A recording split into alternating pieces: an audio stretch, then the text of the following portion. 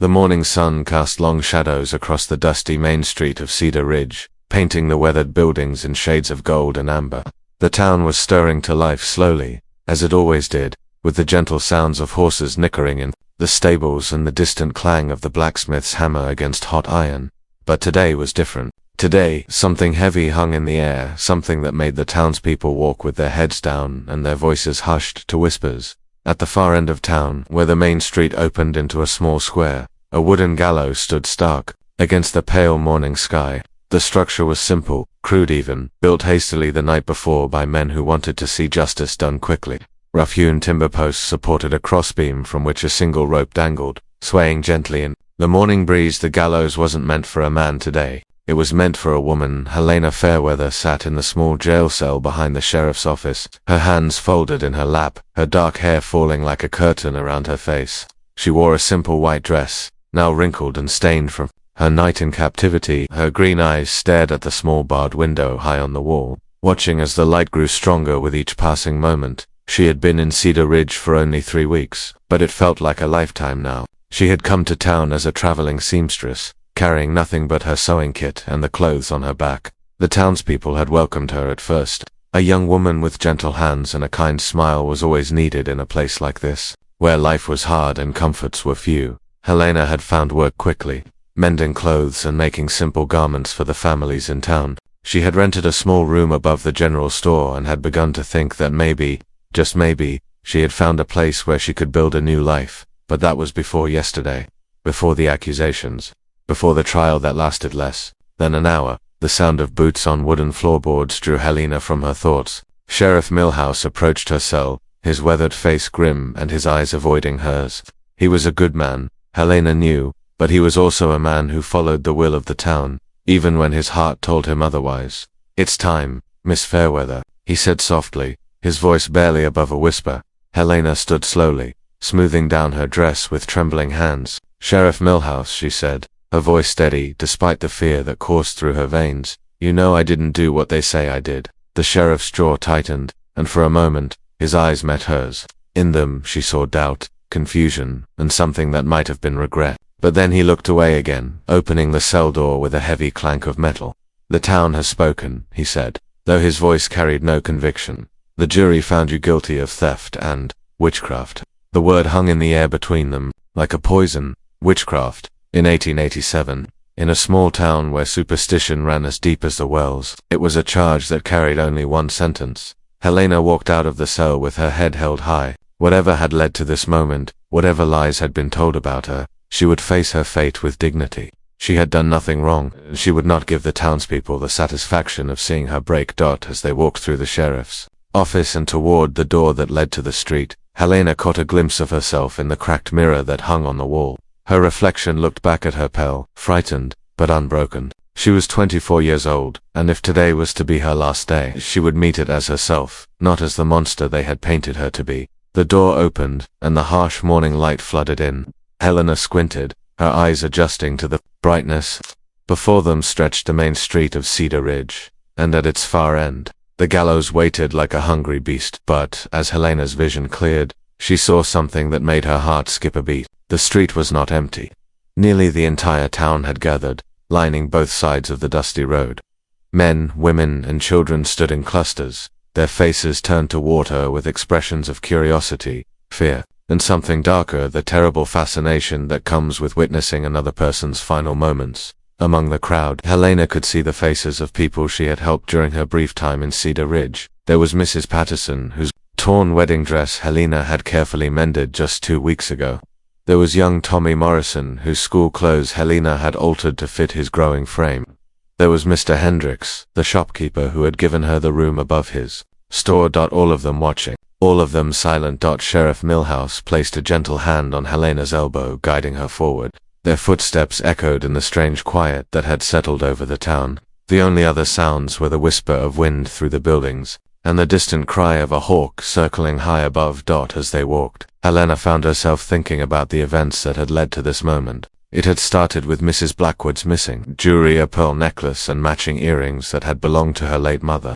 The pieces had vanished from Mrs. Blackwood's bedroom sometime during the night, and by morning, suspicion had fallen on Helena. After all, She was the newcomer, the outsider. She had no family in town, no one to vouch for her character except for the work she had done. When Mrs. Blackwood claimed that she had seen Helena near her house the night before, whispering strange words under her breath, the seed of suspicion had been planted. That seed had grown quickly in the fertile soil of small-town fear. Other people came forward with their own stories. Old Mr. Garrett claimed that Helena had given him the evil eye when he refused to pay her full price for mending his coat. Sarah Jenkins swore that her chickens had stopped laying eggs after Helena had walked past her property. Even young Amy Foster told the gathered townspeople that Helena had looked at her strangely in church, and the very next day, Amy had developed a fever. One by one, the accusations had piled up like kindling, waiting for someone to strike the match. That someone had been Reverend Ashford, a tall, stern man with cold grey eyes and a voice that could shake the rafters when he preached about sin and damnation. "We have a serpent in our garden," he had declared from the pulpit the Sunday after the jewelry went missing. "A servant of darkness who has come to corrupt our peaceful town. We must cast out this evil before it spreads its poison to our wives and children." The trial, such as it was, had been held in the church. 12 men of the town had listened to the accusations, nodded grimly at the evidence, the fact that the jewelry had not been found, the strange coincidences that had befallen those who crossed Helena's path, the testimony of witnesses who claimed to have seen her practicing dark arts in the privacy of her room. Helena had been given a chance to defend herself. But what could she say? That she had never stolen anything in her life, that she knew nothing of witchcraft or dark magic, that she was simply a woman trying to make an honest living in a world that was often cruel to those without protection. Her words had fallen on ears already closed to the possibility of her innocence. The verdict had been swift and unanimous, guilty on both charges. Now, as they drew closer to the gallows, Helena could see the rough wooden platform more clearly. It stood about 6 feet off the ground, with a simple trapdoor that would drop away when the lever was pulled. The rope hung from the crossbeam, a noose already tied at its end, swaying gently in the morning breeze like a serpent preparing to strike. Standing near the gallows was a small group of town officials. Mayor Davidson, his round face flushed red with the weight of the moment, Reverend Ashford, his black coat making him look like a raven among the other men, and Dr. Whitmore, who would pronounce Helena dead when the deed was done. But as they approached the gallows, Helena noticed something else, something that sent a different kind of chill through her body. Standing apart from the official group, leaning against a hitching post with his arms crossed over his chest, was a man she had never seen before. He was tall and lean, with dark hair that touched his shoulders and a mustache that framed a mouth, set in a hard line. He wore the clothes of a working cowboy: leather chaps over worn denim pants, a cotton shirt covered by a leather vest, and a wide-brimmed hat that cast shadows over his eyes. A gun belt hung low on his hips, and the way he carried himself suggested he knew how to use the weapon it held. What struck Helena most about the stranger was the way he was looking at the proceedings. While the other townspeople wore expressions of grim satisfaction or morbid curiosity, this man's face showed something else entirely. His dark eyes were hard with anger, and his jaw was clenched so tight that Helena could see the muscles working beneath his skin. Sheriff Milhouse guided Helena to the base of the gallows, where wooden steps led up to the platform. As they climbed, Helena's legs felt weak beneath her, but she forced herself to keep moving. The crowd below seemed to grow larger and more distant with each step, their faces becoming a blur of pale ovals turned upward like flowers seeking the sun. On the platform, Mayor Davidson stepped forward with a piece of paper in his hands. He cleared his throat several times before speaking, his voice carrying across the silent crowd. "Helena Fairweather," he began, his words formal and rehearsed. "You have been found guilty by a jury of your peers of the crimes of theft and the practice of witchcraft. By the authority vested in me by the territorial government, I hereby sentence you to death by hanging. Do you have any last words?" Helena looked out over the crowd, her green eyes moving from face to face. These people had been her neighbors, her customers, her hope for a new beginning. Now they were her executioners. She opened her mouth to speak, to proclaim her innocence one final time. But before she could utter a word, another voice cut through the morning air. "Wait." The single word rang out like a gunshot, causing heads to turn and murmurs to ripple through the crowd. The voice had come from the stranger by the hitching post. He pushed himself away from the wooden rail and walked forward, his spurs jingling with each step. "This hanging stops here," he said, his voice carrying the authority of a man accustomed to being obeyed. "This woman is innocent." Mayor Davidson's face flushed an even deeper shade of red. Now see here, stranger, he blustered. This is none of your affair. The woman has been tried and convicted according to the law. The cowboy continued walking until he stood directly in front of the gallows, looking up at Helena with eyes that seemed to see straight through to her soul. My name is Marcus Brennan, he said, loud enough for the entire crowd to hear. I'm a United States Marshal, and I'm here to tell you that this woman is no thief and no witch. A collective gasp rose. From the crowd, Marshal Brennan reached into his vest and withdrew a leather wallet, flipping it open to reveal a silver star pinned inside. The badge caught the morning sunlight and threw it back in brilliant flashes that seemed to cut through the shadows that had gathered around the gallows 3 days ago. Marshal Brennan continued, his voice carrying to every corner of the square. I arrested a man named Jake Sullivan in the town of Millerville, about 50 miles north of here. Sullivan was caught trying to sell stolen jewelry to a fence jewelry that matches the description of the pieces that went missing from Mrs. Blackwood's home. The crowd erupted in whispers and excited voices. On the platform, Helena felt her knees nearly give out beneath her. Hope, which she had thought was dead and buried, suddenly flared to life in her chest, like a phoenix rising from ashes. But Mrs. Blackwood pushed through the crowd, her face pale and her hands clutching at her throat. That's impossible, she said, her voice shaky. I saw this woman near my house that night. I heard her speaking in tongues, practicing her dark arts. Marshal Brennan's eyes fixed on Mrs. Blackwood with the intensity of a hawk spotting its prey. What you heard, ma'am, was Miss Fairweather reciting poetry. She told me she often walks in the evening to clear her thoughts, and she has a habit of reciting verses she learned as a child. It's a comfort to her, nothing more. He reached into his saddlebags and withdrew a small cloth pouch. Opening it, he poured the contents into his palm, a pearl necklace and matching earrings that caught the light like drops of captured moonlight. Jake Sullivan confessed to the theft, Marshal Brennan said. He's been working this territory for months, stealing from isolated homesteads and small towns. He told me he watched Mrs. Blackwood's house for several days before the theft, waiting for the right moment. He climbed in through a window while the family was asleep. Mrs. Blackwood stared at the jewelry with wide eyes, her hand moving unconsciously to her throat. But the other things, she stammered. The chickens, the fever, the evil eye, ... Marshal Brennan's expression softened slightly, and when he spoke again, his voice carried a gentleness that seemed at odds with his stern appearance. Ma'am, sometimes when we're frightened or angry, we see patterns where none exists. A newcomer arrives, something bad happens, and we connect the two events in our minds even when there's no real connection. It's human nature. He looked up at Helena, and for the first time since this nightmare began, she saw something in a person's eyes that had been absent for too long. Belief in her innocence. Miss Fairweather came to Cedar Ridge with nothing but the skills in her hands and hope in her heart. The marshal continued. She's worked hard, treated everyone with kindness, and asked for nothing more than the chance to build a decent life. That's not witchcraft, folks. That's just courage. Reverend Ashford stepped forward, his gray eyes blazing with righteous fury. You speak pretty words, Marshal, he said, his voice carrying the thunder he usually reserved for his sermons about hellfire and damnation. But what of the testimony of good Christian people? What of the signs and portents they witnessed?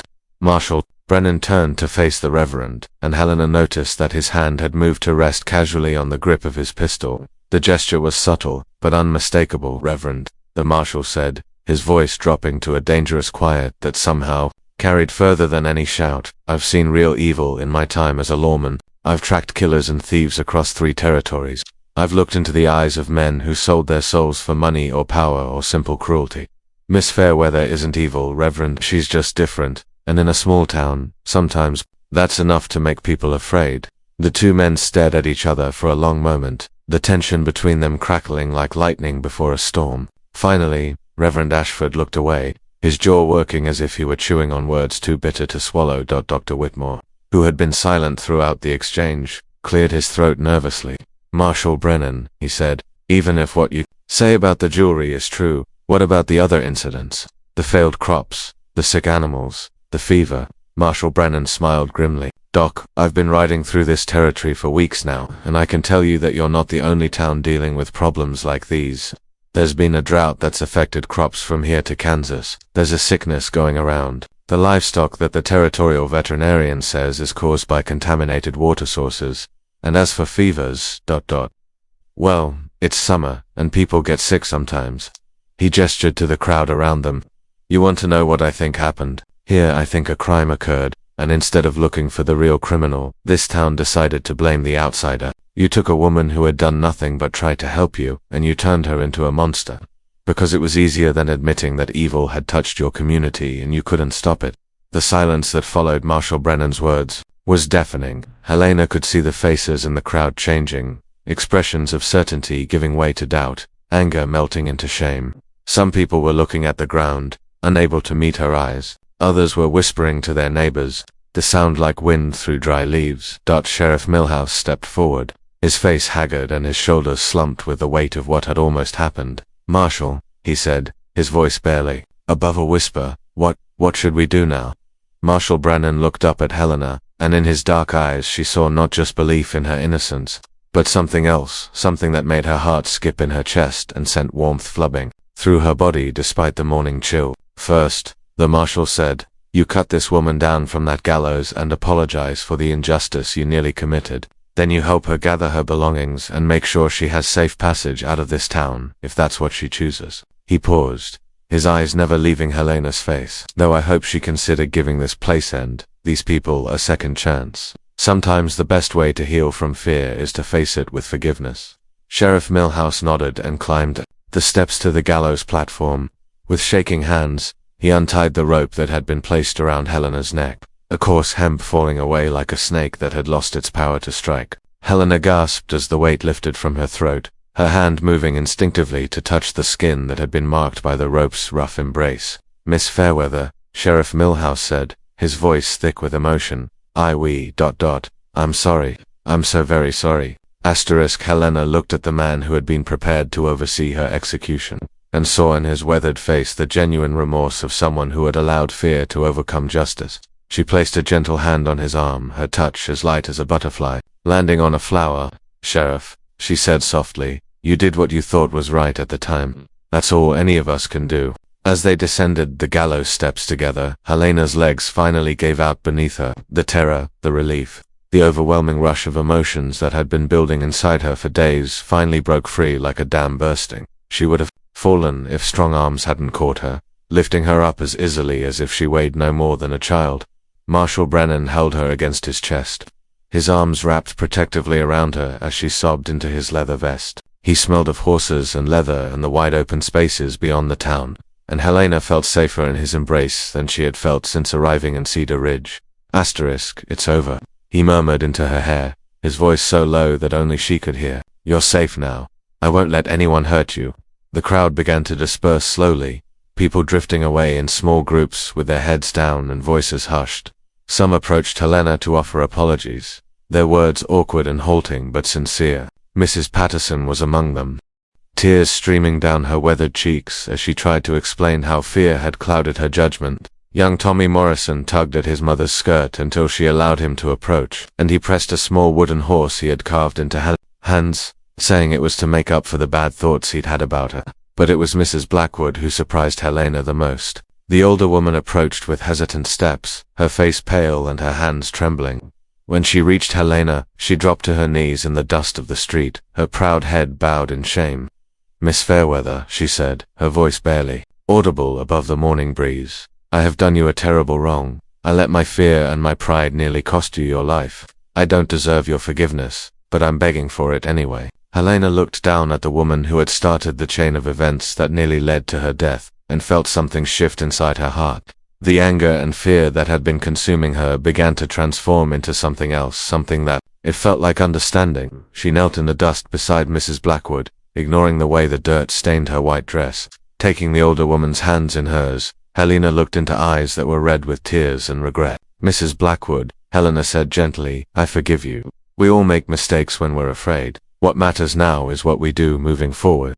Mrs. Blackwood's tears came harder then, and she squeezed Helena's hands with a grip that was desperate. Ungrateful how, she whispered. How can you forgive me after what I almost did to you? Helena smiled, and for the first time in days, it was a genuine expression of warmth rather than a mask to hide her fear. Because holding on to anger would poison my heart just as surely as holding on to fear poisoned yours. I choose to let go of both. As the morning wore on and the crowd continued to thin, Marshall Brennan remained close to Helena's side, his presence a steady anchor in the storm of emotions swirling around her. When the last of the townspeople had gone, leaving only Helena, the marshal, and Sheriff Milhouse in the square, an uncomfortable silence settled over them. "Miss Fairweather," Sheriff Milhouse said finally, "I understand if you want to leave Cedar Ridge. After what happened, I wouldn't blame you for never wanting to see this place again. But if you choose to stay, I give you my word that you'll be protected. Nothing like this will ever happen again." Helena looked around the square that had nearly been the site of her death. The gallows still stood there, a stark reminder of how quickly fear could turn neighbors into enemies. But she also saw other things, the neat rows of buildings that housed families trying to build lives in a hard land, the church where people gathered to find hope and comfort, the general store where Mr. Hendricks was probably sweeping his floors and preparing for another day of serving his community. This was a good town filled with good people who had made a terrible mistake. If she left now, if she ran from what had happened, she would be allowing fear to win in the end. And Helena, Fairweather, was tired of being afraid. "I think I'll stay," she said, surprising herself with the certainty in her voice. "This is my home now, for better or worse. These people need to learn that forgiveness is possible, and I need to learn that second chances are worth taking." Marshal Brennan smiled at her answer, and Helena felt her heart flutter at the warmth in his dark eyes. "That's a brave choice, Miss Fairweather," he said. "But then, I suspected you were a brave woman from the moment I saw you standing on that platform with your head held high." Sheriff Milhouse nodded approvingly and tipped his hat to both of them before heading back toward his office, leaving Helena and the marshal alone in the square. For a moment, they simply stood together in comfortable silence, watching as the sun climbed higher in the sky and the shadows began to shorten. "Marshal Brennan," Helena said finally, "thank you. You've saved my life today, and I don't know how I can ever repay you." He turned to face her fully, his hands coming up to rest gently on her shoulders. "Marcus," he said. "Call me Marcus. And you don't owe me anything, Helena. What I did today wasn't heroic, it was just right." Helena felt herself blushing at the way he said her name, the sound of it on his lips like music in the morning air. "Will you be staying in Cedar Ridge long?" she asked, hoping she didn't sound as disappointed as she felt at the thought of his leaving. Marcus smiled, and Helena noticed for the first time that he had a dimple in his left cheek that appeared when his expression softened. "Well," he said, "I reckon I could stay for a while. A town that's learning to heal from fear could probably use a marshal round to keep the peace. And besides," he paused, his hands moving from her shoulders to gently cup her face, his thumbs brushing away tears she didn't realize she was still shedding. "Besides," he continued, his voice dropping to that low, intimate tone that seemed meant only for her ears, "I'd like to get to know the woman who chose forgiveness over bitterness, courage over safety. That's not something you see every day." Helena felt herself leaning into his touch, her eyes closing as she savored the warmth of his palms against her skin. For the first time since arriving in Cedar Ridge, she felt truly safe, truly valued, truly seen for who she was rather than what people feared she might be. "Marcus," she whispered, opening her eyes to meet his gaze. "I'd like that too." He leaned down slowly, giving her time to pull away if she wanted to, but Helena found herself rising up on her toes to meet him halfway. Their lips touched in a kiss that was gentle and sweet and full of the promise of new beginnings. When they finally broke apart, Helena rested her forehead against his, their breathing mingling in the space between them. Around them, Cedar Ridge continued its morning routine, shopkeepers opening their doors, children playing in the streets, life going on as it always had and always would. But something had changed in the town square where a gallows stood empty and two people had found each other in the aftermath of near tragedy. Something had shifted in the hearts of the townspeople who had learned that fear could blind them to truth, but that forgiveness could open their eyes again. And something had bloomed between a seamstress who chose to stay despite having every reason to leave, and a marshal who chose to remain despite having every reason to ride on to the next town. As they stood together in the growing warmth of the morning sun, Helena knew that her new life in Cedar Ridge was truly beginning. Not the life she had planned when she first arrived with nothing but hope and a sewing kit, but a better life than she had ever dared to dream. A life built not on the fear that had nearly destroyed her, but on the love that had saved her. But rope that had been meant to end her story had instead become the beginning of something beautiful, a reminder that, even in the darkest moments, when all seems lost and hope is nothing but a distant memory, salvation can come from the most unexpected places. Sometimes it comes in the form of truth spoken by a stranger. Sometimes it comes wrapped in forgiveness offered freely. And sometimes, if you're very lucky, it comes with a love that promises to last as long as the wide open sky above and the endless prairie beyond. In Cedar Ridge, where the gallows stood empty and the morning sun painted everything in shades of gold and promise, Helena Fairweather had found all three.